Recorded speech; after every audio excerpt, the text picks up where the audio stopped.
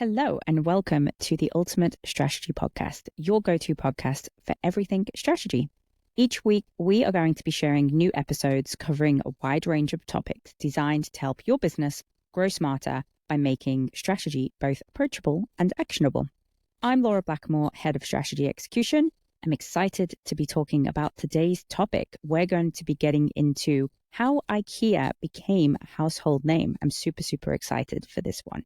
But this is just the beginning, so stay tuned for weekly episodes. We'll be doing more content around brands and more content around strategy topics, so do let us know what else you'd love to see. Before we dive in, let me thank today's sponsor, Cascade. Cascade is the #1 strategy execution platform. They help turn visions into a reality by working as the strategic brain of your organization. Thousands of businesses around the world use Cascade to plan, execute, and track their strategies in one place, improving efficiency and speeding up decision-making.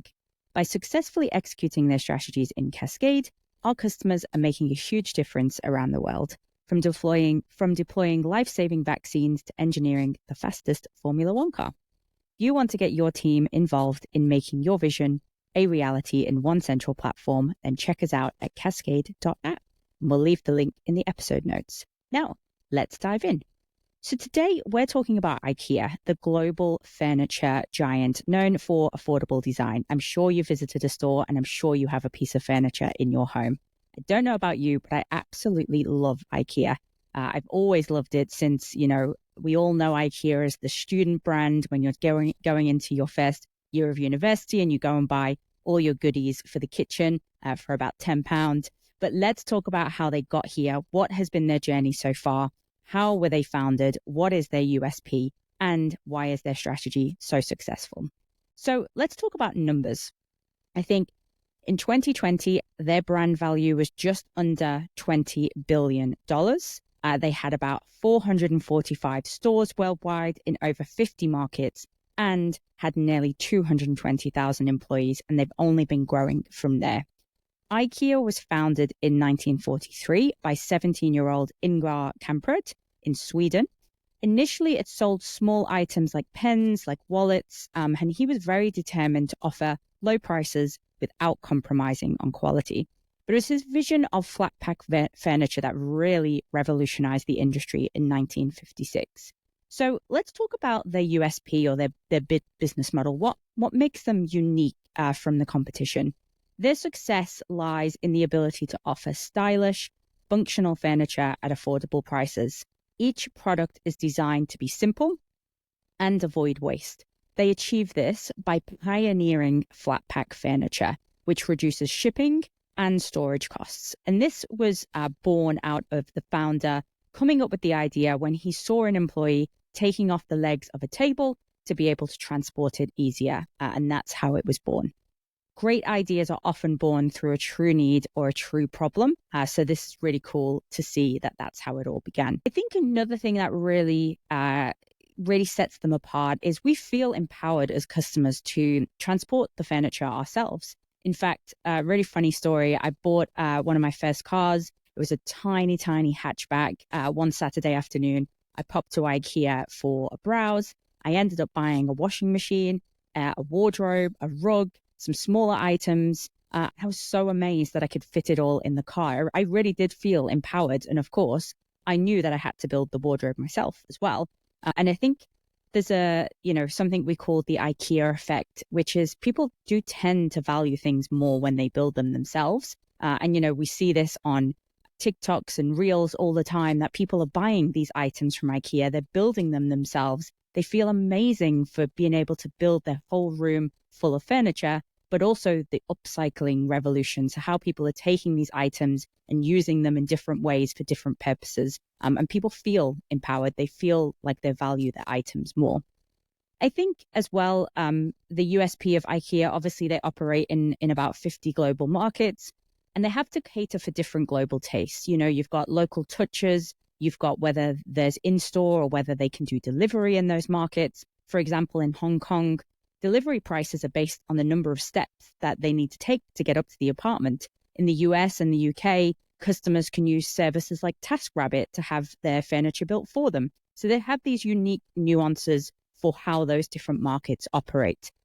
Again, they have a strong brand identity, and I think this really comes through in everything that they do. The brand is synonymous with simplicity. They have that Scandinavian design. They have, they're all about affordability. They are recognizable. You have the blue and the yellow color scheme from the bags to the branding to, what comes in the packaging. They've got that iconic catalog that everybody takes home with them. And they have that store experience, which we'll talk a little bit more about later on, but that store experience that reinforces their identity and really enables you to immerse yourself in what would this furniture look like in my home. And I think lastly, of course, wouldn't be IKEA if we didn't mention the food. IKEA have this motto that you should never shop hungry. And that means that through offering Swedish food at sort of every corner, we think as we shop around IKEA, we can smell the food, we can see the food. Everybody goes there to eat the meatballs. And really that helps the consumer change how they think, how they feel, how they act in the store. This eating and the smelling of the food releases dopamine and can create that state of happiness at, before or after you've done your shop. It's called the Gruen effect, and this really shifts your mood around how much you're going to spend and what you ultimately go and buy because that happiness state has been shifted as you're shopping in the store. But of course, it hasn't been without its challenges. IKEA has faced a number of criticisms and challenges towards how they've innovated in the past. So, you've got in the early 2000s, they were criticized for their labor practices. This enabled them to then overhaul their supply chain and really embed sustainability into their practices. Today, IKEA is known for their commitment to using renewable materials, their eco-friendly production, and that minimalistic approach to waste. But they also face criticism over, the wood that they were logging in protected forests. They also face allegations that horse meat was used in the meatballs. So they've had a couple of setbacks throughout their time. They also, if we think or flip a little bit more onto the innovation, I talked a moment ago about the stores being designed to be immersive. You've got showrooms that really inspire consumers.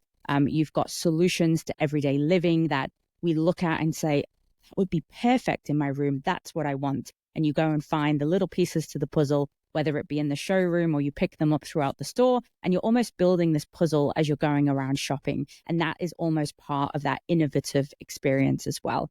But also recently, if you've been into IKEA as of late, you've got the different smells, you've got the lighting. It's all about that ambience, making that experience enjoyable. And you're almost like you're living with those products already. And that really encourages you to then make those purchases, but it also engages you as well. One challenge IKEA had was when they expanded globally into the Japanese market. They entered it, but had to exit again, only to come back a few years later, ensuring that they were operating with that cultural need in mind. So, for example, the Japanese culture isn't really about the DIY culture that we might have here in the UK. And so they had to really match their customer service and the needs for the furniture that wasn't more about the flat pack and the DIY build. So they've definitely had unique nuances in those markets as well.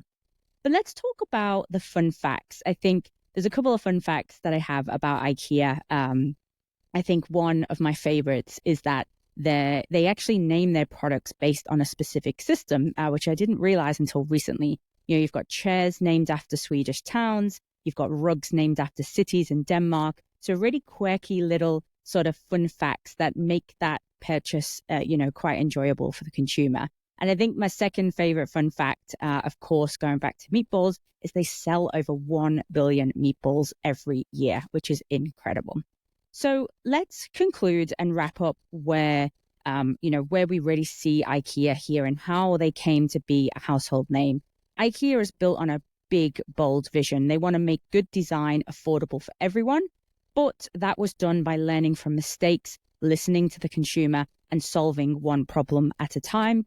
I think when we think about their strategies, there's a couple of takeaways here. I think one, their strategy has to be built on market insights. You cannot deploy the same solution in every market and expect it to be successful. Secondly, and probably one of the most common great strategies we see in big global businesses, customer experience is at the heart of everything that they do. And innovation is also a massive part of that. They have to be innovative in order to stay ahead of the curve. And lastly, We talked about sustainability being really part of those practices. They are part of the mission to have a better world, and that really shines through in everything that they do, and particularly around reducing that waste. So that wraps up today's episode on IKEA. I hope you enjoyed this new format where we're talking about big, bold brands, and we hope you found it insightful to help you on your journey to better strategy execution. Make sure you tune in next week where we'll be talking about a very exciting topic. It's going to be a great episode filled with practical tips you don't want to miss. And in the meantime, don't forget to subscribe to the Ultimate Strategy Podcast on your favorite platform so you never miss an episode. Also, check out the links to our website that I mentioned at the beginning, and a big thank you to Cascade, as always, for making this podcast possible. Thank you for listening, and remember, great strategies are only as good as their execution. So take action, make it happen, and see the results. See you in the next episode for your weekly dose of strategy.